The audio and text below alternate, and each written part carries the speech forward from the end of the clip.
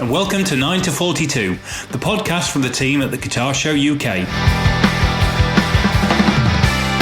Join us for interviews, updates and chat with artists, influencers and those that manufacture the gear that we love.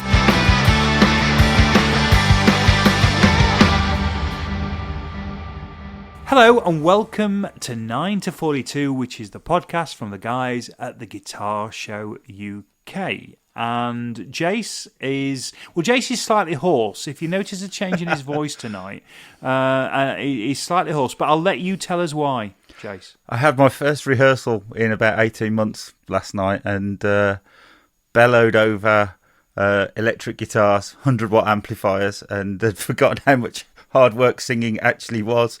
And also managing to keep it in tune. I'm quite out of practice.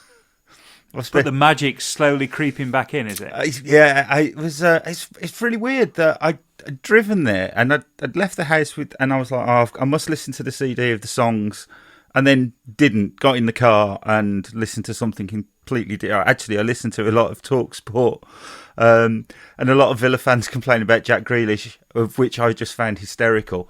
And then I got there and I walked into the room and I was like, I can't remember any of the words.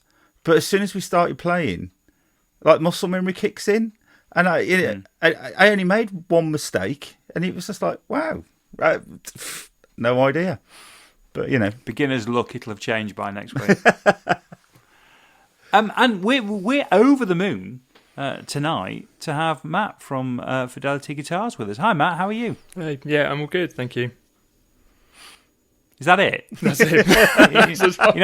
No. Live from Cambridge, you're not going to expand on that? Likewise, over the moon, yeah. It seems to, whenever I do podcasts, it seems to be on a Friday evening, so this is nice for me. I'm going to sit down, have a chat, got a beer. Yeah, you've got a beer on the go. Yeah, good lad. The whole bar lined up. Have you? Oh, and whiskey too. You have. Yeah. You got a little chaser going on there. Yeah. Oh, you're becoming our most rock and roll guest so far. I think Mark Abraham, he was drinking bourbon, wasn't he? Or something. But that's fairly. Oh, we like that. Thanks. Well, I figured I've just left the workshop, sort of dashed home through the roadworks, jumped in the shower, and then straight onto this. So I thought you might benefit from me livening myself up a little bit rather than just being completely. That's brilliant. Badly behaved from Cambridge. We like it. You didn't have to shower for us though. It's just audio. God, no. And I had the mask on all day. Sort of been processing wood all day, so literally just had the face paint, the dust face paint on. So yeah, it wasn't a good look. But. Before we start, and as per normal, Jason's done the research, and I'm winging it, as is always is the case. I've just been hanging my nose over some guitars on your website. But the thing that I must mention, only because if there is a link, it's a link to me today. I was looking at the front page of your website, the double standard, which you have you've put addictively playable sonic screwdriver as the little tagline. So I'm gonna have to ask you, are you a Doctor Who fan? Only a minor one, more generally sort of a sci-fi nerd. Right. Not massively Doctor Who, but yeah, I definitely will watch it. But yeah, it just seemed to work. This is the marketing shtick that won't leave my brain coming out, sort of trying to come up with little 4-word headlines and stuff. And it seemed to work for that one. I like that. I've started rewatching the Matt Smith Doctor Who. I don't know why. I just started. I remembered an episode called "Let's Kill Hitler," and I thought, I'll watch that again. And then I've carried on from there. And it was just with that, I thought, I wonder if he's a Whovian, like the secret Whovian. Just a smidge. Just a smidge of Whovian. More of a Trekkie, to be honest. But. Are you really? Yeah. Classic Trekkie or Next Generation, probably, yeah. Right, but not Picard. That was a real letdown. I don't know if you saw that was it on Amazon Prime? It was on Prime, and I think once I'd got over the first 5 minutes of realising that a load of it had been filmed at Anaheim at the convention centre. So for all of us in MI, we were going, I've been there, I've been on the top of that roof, I've been there, there's a little bar there, and I've been up those stairs. So once I'd got it, because they filmed loads of it, they used it for 2 or 3 different locations. Yeah, it's like Starfleet HQ or something. Yeah. Yes, it is. It's Starfleet HQ. So there was that bit, which is quite exciting. And then I got about 3 episodes in and thought, this is shit. This is just shit. Yeah. And it was a real really shame. It was, yeah, because he's a son of Huddersfield, Patrick Stewart. Okay. So I live just outside Huddersfield, and he's one of the half a dozen famous people from Huddersfield. And he was Chancellor of the university up until recently. And he's let you down. He's let me down. He's a downright lovely fella. Downright lovely. And the best Scrooge I've ever seen. But Picard was a bit of a disappointment. Yeah. So I'm with you. Yeah, okay. Right, you better rescue us now, Jace, because I don't know where to go now. I'm sorry. So, right, Matt, I scrolled through your history on Facebook because you've done the guitar show for 3 shows, is it? I think it's 3, yeah. Obviously missing 21, so 2019 and 18. You started, according to Facebook, in May 2016, and I'm intrigued to know, because you mentioned on the Facebook page that it was a completely different career. How do you go from whatever you did and what was it that you did do to making some of the most unique and cool looking guitars I think I've ever seen?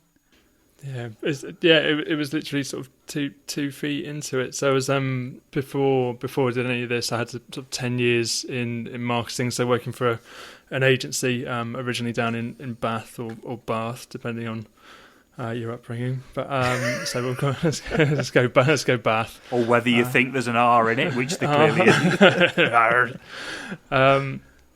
And so yeah, down there, and then in London.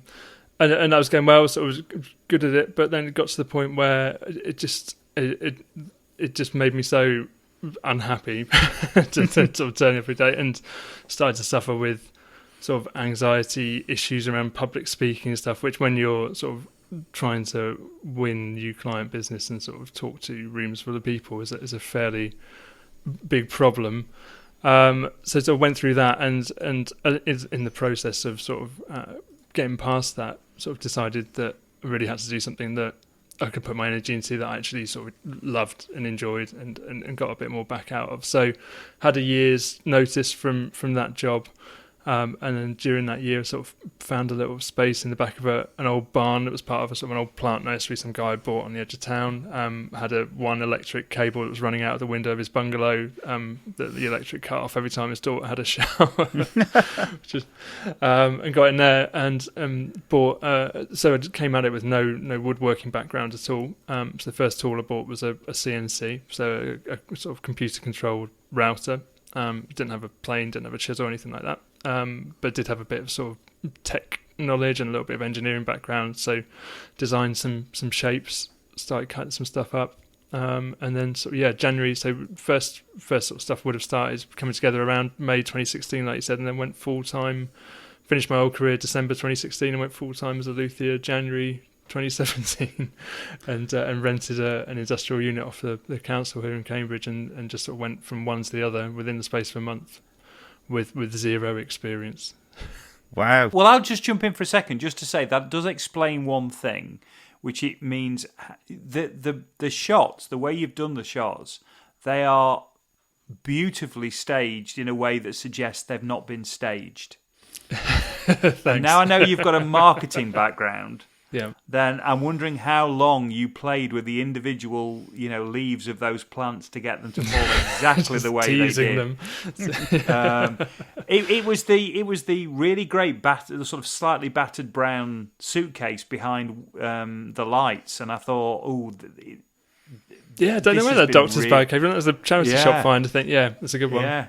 Yeah. But yes, so that explains a lot actually. About they're not random, are they? They've been very well put together. No, I mean, as has sort of a lot of the other stuff around the brand. I think I had a website before I built a guitar, and that's, I think to some people that sound really cynical to sort of create the concept of a guitar brand before you've actually built anything. But I think it was really important sort of to me in sort of looking at the smaller builder market, particularly in the UK or sort of the industry and the guys who are doing it, that there's so many guys out there making amazing stuff, and you go search for the website and it just looks like shit, and it doesn't look professional, and you don't know if you can trust them, or don't know if you trust to give them thousands of pounds of your money and stuff. So I thought, coming from that background, sort of that marketing background, if it taught me anything, it was that you've got to look, you got to look the part before anyone's going to take you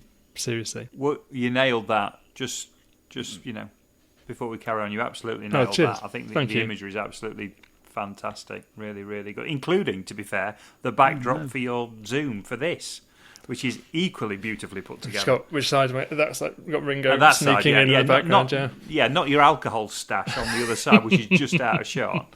The including the cheeky bit of Beatles imagery on the back wall as well. So yeah, it's very What else we got there? That Tone King. I've had that Tone King amp for years. I had to go and buy that. I bought it on eBay, and the guy insisted I go meet him in a car park of a train station in South London at like midnight to get it. And I think it's legit because he turned up in like an Audi estate. So I think he was just a busy man, and he wasn't just trying to avoid the police or anything. But that's been a great amp. Yeah, no, it looks fab. Anyway, sorry, Jason, I'm interrupting again, aren't I? Yeah. So you said you got no experience as a guitar builder. Had you actually built anything for yourself just for fun before that? No, sort of fiddled around with guitars. So I think the first electric I got was 16. So it'd be my uncle's sort of Honor Marlin, so black Strat copy. And hacked that to bits and changed everything on that. And then the next up was a Epiphone Riviera, and then again changed everything on that. So fiddled around with guitars, but had never done any of the woodwork at all. So no practical skills on that front whatsoever. Wow. Pretty dumb. Pretty dumb, isn't it? Yeah. I don't think it's dumb. I think it's really brave. Going self-employed is always a dumb/brave thing to do. Particularly if you come from a completely different industry. So I'm assuming it's working really well for you because the profile seems to be growing all the time. There's lots of magazine reviews and so on now. You seem to have a good online presence, which is probably explained by your marketing background. But it's a really impressive thing to do.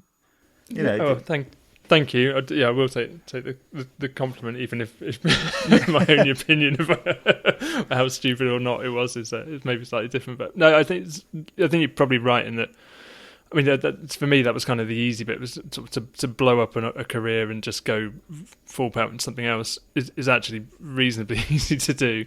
You just have to stop doing the other thing, but sort of keeping it going for another sort of 4 and a bit 5 years is then the sort of tricky bit as you actually learn what the business you're now doing is. But yeah, fortunately it seems to have stuck. It's obviously been a massive roller coaster of sort of some big ups and downs over that period, but yes, it's finally getting to the point where it's sort of studied out into a semi-sustainable business, which is great. That makes things a lot easier.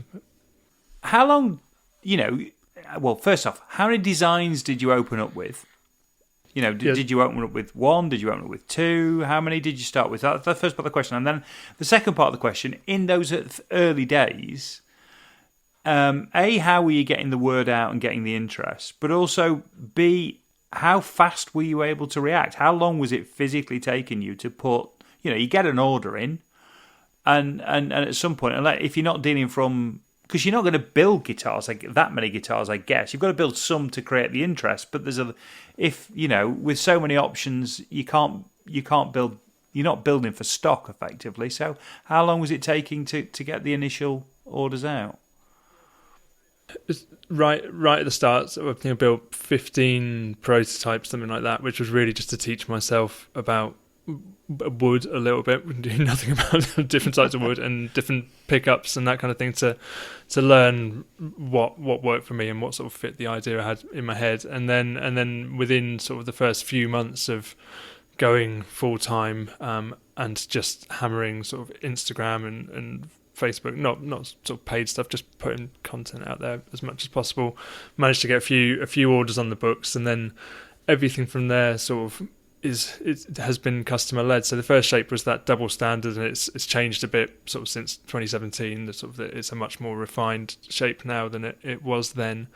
But all the time it'll be customers saying, can you put this type of pickup on it? Can it have a slightly different shape? Can it have an F hole? And then that spirals into a different model and a different model. So it's all been quite organic in that sense of starting with one model and then listening to what people have asked to have, and then sort of developing those ideas into full blown sort of additional models for the range. So the sort of best example of that would be sort of the Stella Rossa shape, which is kind of a T shape ish, but sort of much more catalogy, sort of a bit more sort of rectangular.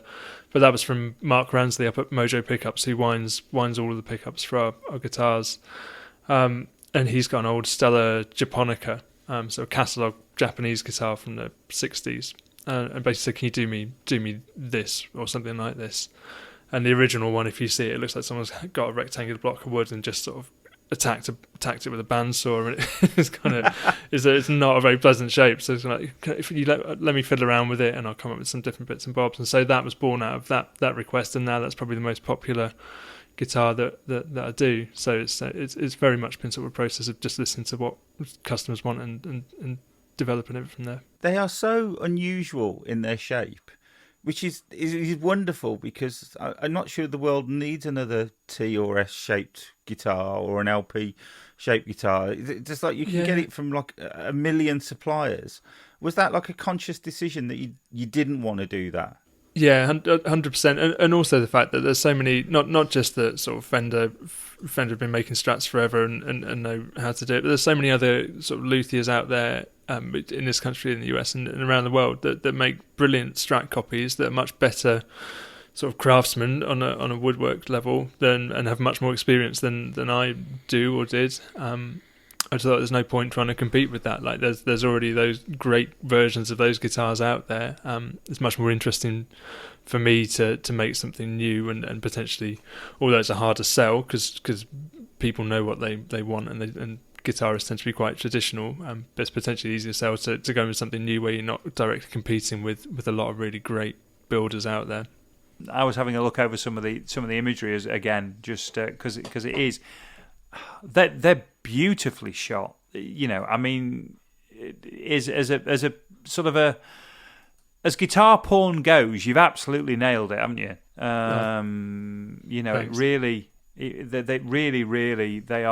They are just such a mix of finishes and a mix of plates and accompanying hardware. They're just, you know, you move around and everything's just. You move to the next one and go, wow. Oh, I like that one, and then it's bloody hell, no, I really like that. Which is you're very Instagram friendly, I imagine.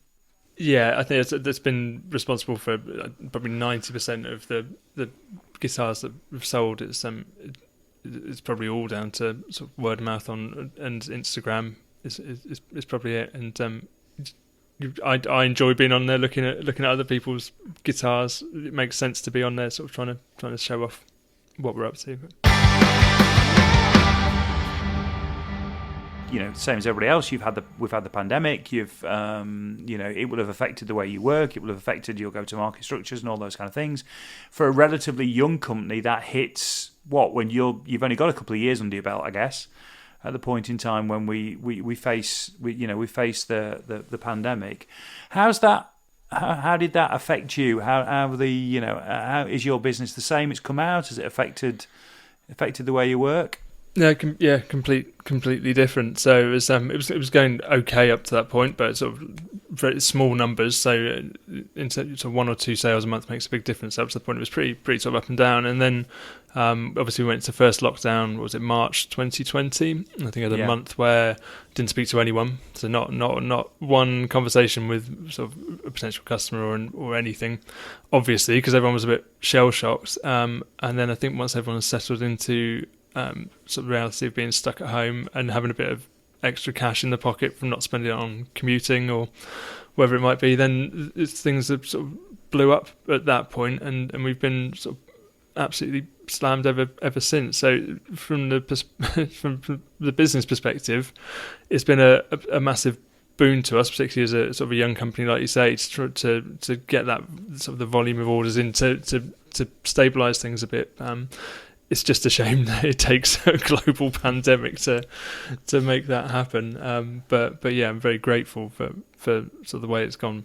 And have you had to refine your working practices then? Because I mean, you just mentioned there that initial month. Yeah, I mean, the world collectively took a breath and tried to work out what the hell was going on. And I think you're right that, you know, I think all of us probably found in the first two. I mean, I spent next to nothing in the first 3 or 4 months of the pandemic. It seems to have changed since then. But those first few months, none of us were going anywhere apart from a weekly shop, and we weren't really spending anything. And at that point in time, a lot of the online shopping was focusing purely on toilet necessities. rolls. Yeah, purely on bog roll and pasta. You know, and so it opens up a little bit further down. But obviously, you start to then pick up orders. How have you coped with that? Because that's a challenge for a young business, isn't it? I mean, you can't just go and hire two. Oh, I need another luthier. I'll just pop an ad out. I'll have one by the weekend. Yeah, no, exactly. It's definitely been a challenge. It's still just me at this stage. So I've have sort of part-time apprentices that pop in every now and again to help out when they can, but it's really just me. And so to go from sort of working on just the current couple of orders that are in and doing those to then having sort of a backlog of 40 at one point and working out how to sort of batch process stuff like that is a massive change. And unfortunately, a lot of people have been very, very, very patient in waiting through that, and just seem to be excited to be sort of part of the process. But yeah, it's necessitated sort of a change of premises. So we moved into a new shop just in May this year, so a couple of months ago, which has made things a lot easier. Where it's the old shop. This is sort of the third workshop now, and each time they've got slightly bigger. This is the first one where it's actually more like a compartmentalised factory. So there's kind of there's the dusty room with all the machines. There's the room with the CNC that just sits there screaming in the background all day. There's the front room that actually looks like sort of an artisan's workshop, but at least it allows you to sort of build, process, and move from sort of station to station and stuff like that. So this week, for example, I've managed to sort of put 20 bits of wood into 20 guitar bodies. So it's just getting up to that point now where you can just, it's repetitive, but it's sort of at the same time it's never boring because they're all slightly different to each other, which is kind of the fun bit of making everything sort of slightly custom, as much to try and sort of define what the model limitations are. Everything ends up a little bit different. And was the move to the light designs then, was that an attempt to try and at least standardise a bit of it, or at least reflect the fact that you needed to have the ability to produce a model in a shorter time frame? Yeah, partly that, and I've been thinking about sort of doing some solid body stuff for a while, because everything else, sort of the premium ones are all chambered, so they take a bit more work. But also it was sort of a slight terror at the prospect of an ongoing sort of pandemic and lockdown, where the main sort of group of customers, being musicians, were going to be out of work and not having any sort of income, and not realistically going to be in a position to spend sort of $2,000 plus on a guitar. That seemed impossible at that point in sort of March of last year. So yeah, it's part of it was out of trying to simplify things, and part of it was just to think, how can I do this at a price point where people can potentially afford it during however long this situation was going to go on. But did that not create you then a problem of the order book going up even faster? Yeah. Right. Yeah. Okay. But the thing is, I'd rather have the backlog and be busy making them, and my main problem be sort of keeping people happy whilst they wait, than the opposite. So I'd rather make less money off of more guitars and just have more guitars to make, because I love turning up and doing it every day. So. And how did you end up with the situation working with the signature model, the public service broadcasting signature model? How did that come about? Jay Wilgoose. Jay Wilgoose. That one, Jay. Yeah. So I'm just a massive fan of the band. I think it would have been at the end of 2017, so the end of the first sort of full year of the business, thinking, who do I which bands do I love, particularly which British bands do I love that I would love to see playing these guitars. And the got it down to sort of a list of sort of 4 or 5, 2 of which were public service broadcasting, and the other one was one of the others was the Horrors, and just chucked out some emails. Unfortunately, in the case of sort of Jay Wilgoose, his email address is on the public service broadcasting website. It's quite easy to get hold of him. Josh was a little bit more roundabout, but yeah, in both cases, just sort of said, I'd love to build you something. Would you like to have a chat? And both Jay and Josh are lovely guys, and yeah, it was pretty straightforward and amazing for me to sort of pick up 2 guys and sort of develop a relationship with and build guitars for 2 people that I really respect as guitar players and just the bands sort of in general. But. So here's a question then linking to that, and I've always wanted to ask somebody this question who builds signature guitars. Do you get demand for that guitar from a section of the fan base, and is it worth doing for that, or is it worth doing because the association, then I guess in this instance, the whole look and the feel complements what you do, and it's the association with those kind of artists that then brings the thing together. So the thought process will be a lot of the people looking at your kind of style and your very particular style will, chances are, have the same influences as you. So therefore, that's just all part of the reinforcement, part of the journey towards buying the guitar. Or is it actually, no, I'm going to sell 50 of that model over 5 years, because there will be some dedicated fans there who just want his guitar. It's definitely the latter, or it has been to date. So they're probably the worst sellers in the catalogue. Sure, they probably don't want to hear that, but but yeah, it's very much sort of the shared sort of taste or influence, I guess, and sort of the profile side of things. As much as anything, it's for me to see those guitars sort of with those guys sort of. It reinforces to me what I'm doing, but yeah, you're right. It also reinforces the brand, and again, just sort of lifts it to another level. Yeah. Oh, that's yeah. I've always kind of wondered, because I mean, for some artists it will be a play. I mean, look, if Fender do a I don't know, a Squire Hank Marvin, which I think they probably did at one point. Actually, they did. Yes, they're going to sell gazillions of them. And that's not a Strat reinforcement play. That's absolutely about, we know there's this many Hank Marvin fans out there. If we put the thing out that looks approximately right at the right price point, we are going to be able to do a run of 500,000, and they're all going to go.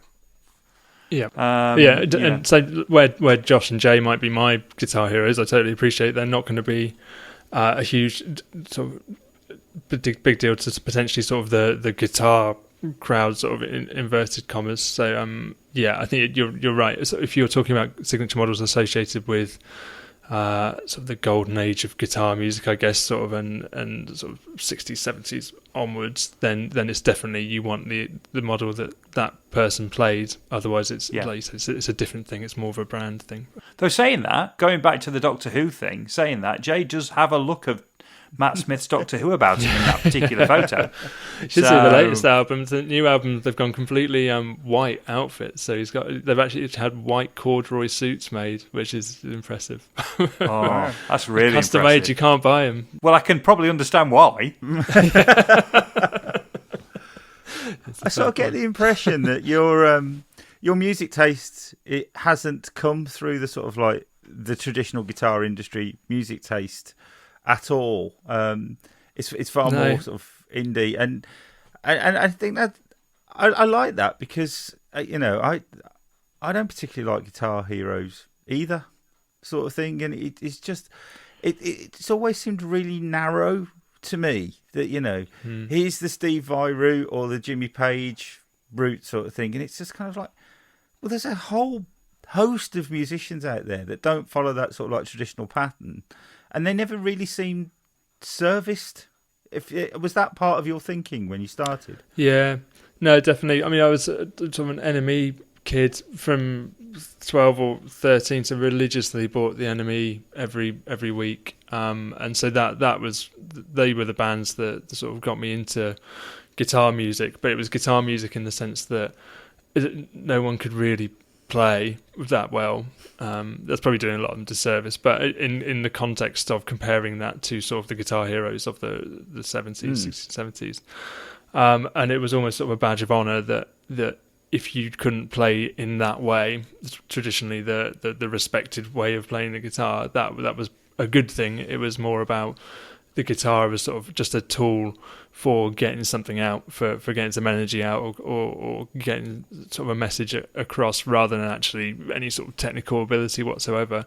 I don't necessarily prescribe to that so much anymore. I've got older and have started to lapse into classic rock and stuff. I've got more diverse music taste now than I did when I was sort of 15, which you would hope.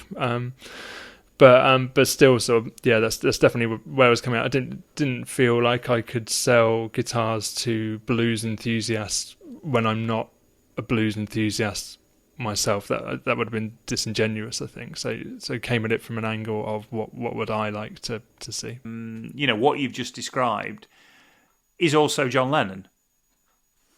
Who very famously said, "Look, I can't play guitar. I can make a guitar howl. I can make it do what I want, but I'm not a guitar player necessarily." And as a tool to get his aggression out and what have you, and make a statement. So it goes all the way to Lennon. But I know what you're saying. There's a whole raft of artists for whom, it wasn't the traditional route, and it was a different way of playing, and it was very particular.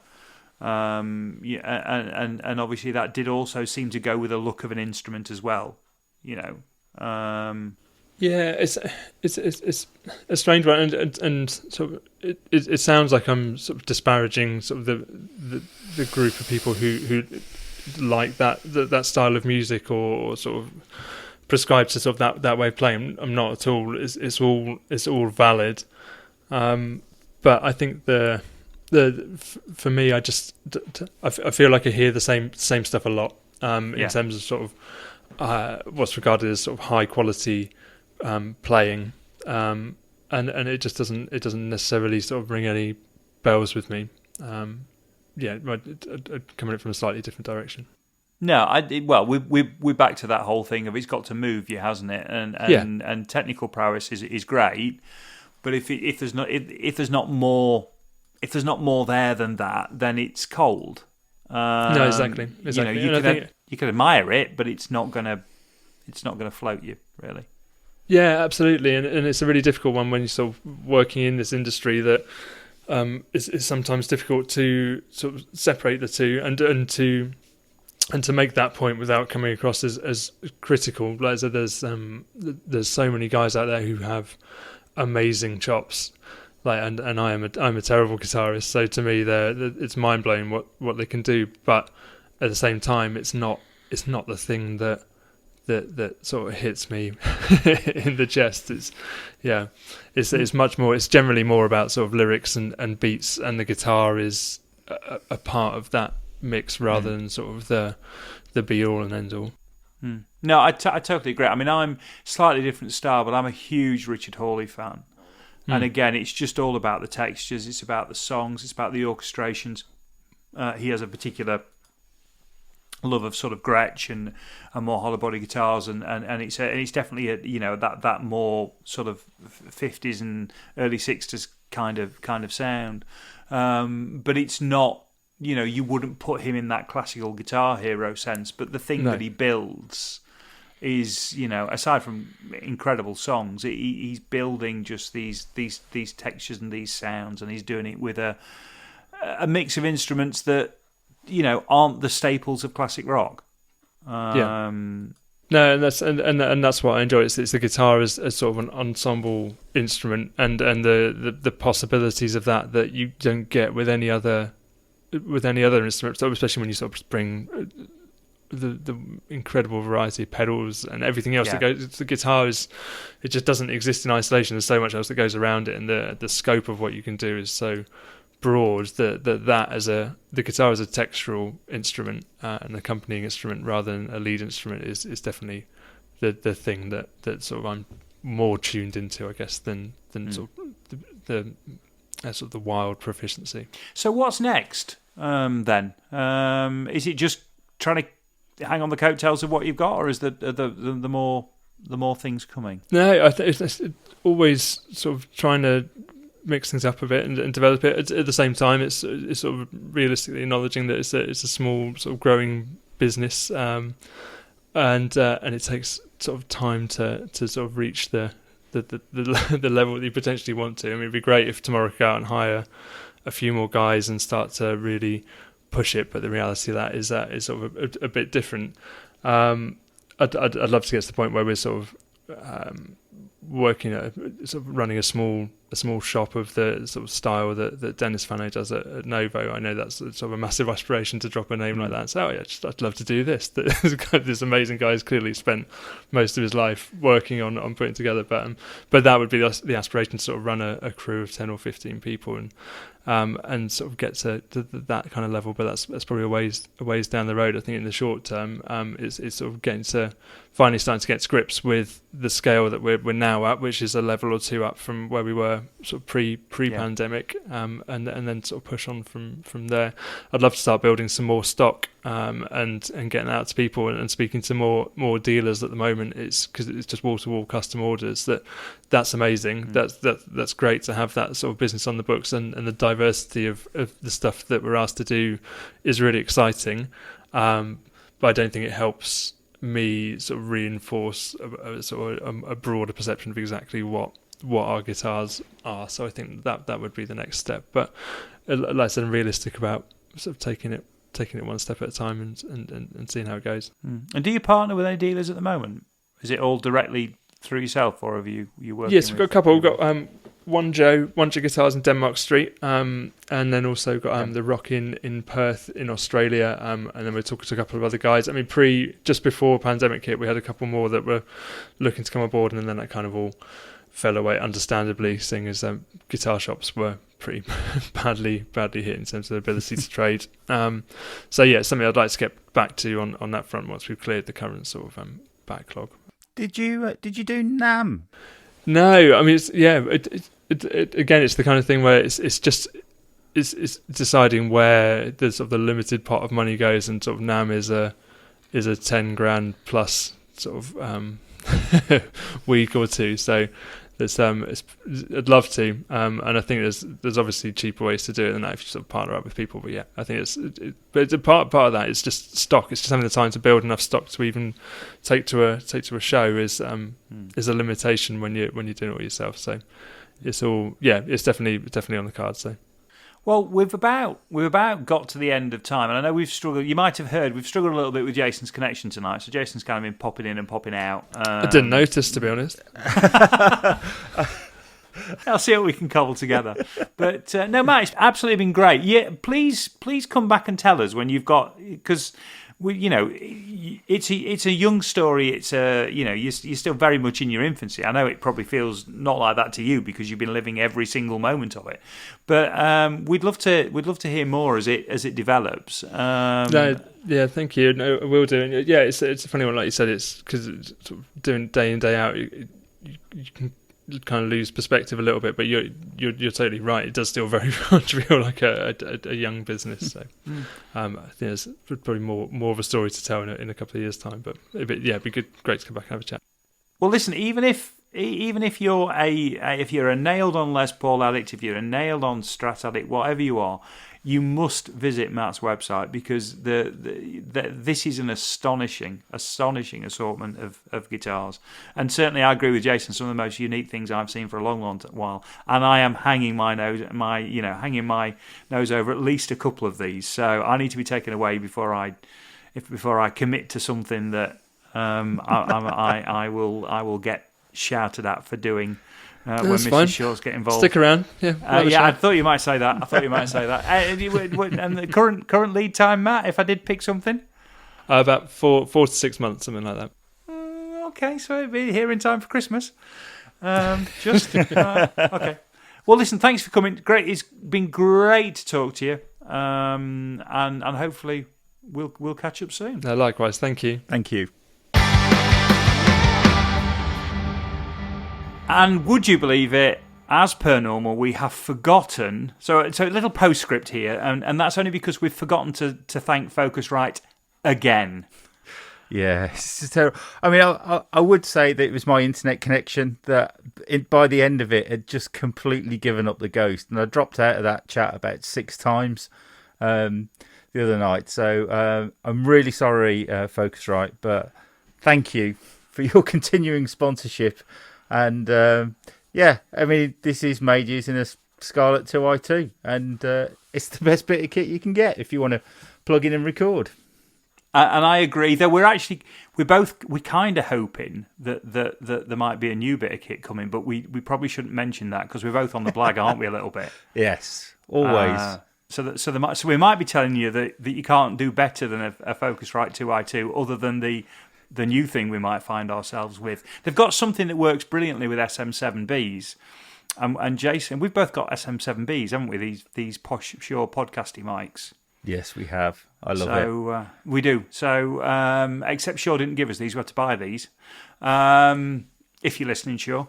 But the Focusrite guys have got something apparently that works fantastic with these, and they might be able to sort us out. So, but we shouldn't talk about that. No.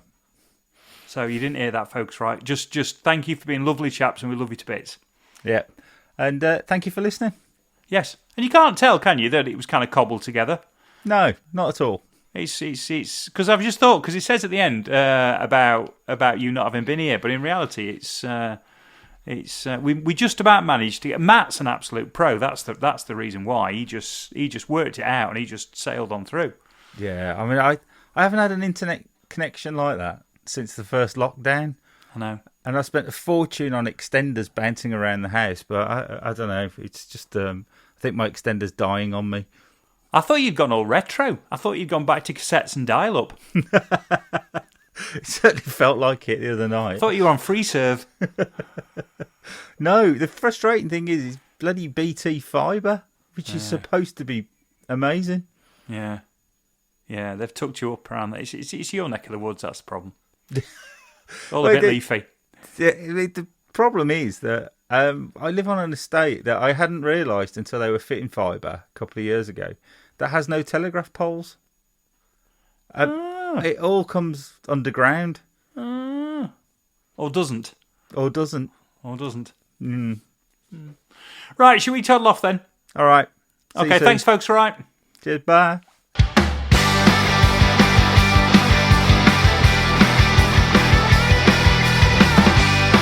Thanks for listening to 9 to 42, the podcast from the team at the Guitar Show UK. If you've enjoyed the show, then please remember to hit the subscribe button and share with other like-minded souls.